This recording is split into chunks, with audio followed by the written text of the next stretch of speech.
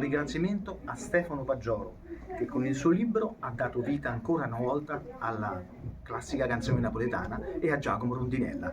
Ciao, grazie. Lui andò in Argentina e lo ascoltò Evita Peron. Lo prese da questa radio e lo fece lavorare lì. Mio papà diceva sempre che non lo volevano far più rientrare là.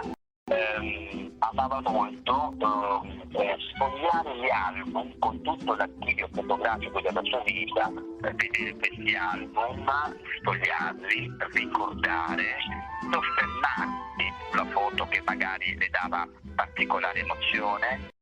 All'epoca non c'era la televisione, c'era la radio. Per farsi conoscere bisognava farsi le ossa in teatro, quindi girare l'Italia. Bisognava lavorare parecchio, anni. Non è come oggi che dopo una sera lei viene ascoltata da 5-6 milioni di persone, la conoscono praticamente tutti. Si è fatto coraggio, è andato a parlare con padrone del nightclub e gli ha detto: io so a memoria tutte le canzoni di Roberto Murolo, posso cantare quando Gloria fa la sua pausa a mezzanotte. Allora tutti questi piatti sicuramente e le paste al forno anche, però poi mi viene bene anche la polenta che mi piace tanto, perché quando sono da piccola nel Veneto a polenta mangiavamo durante la guerra.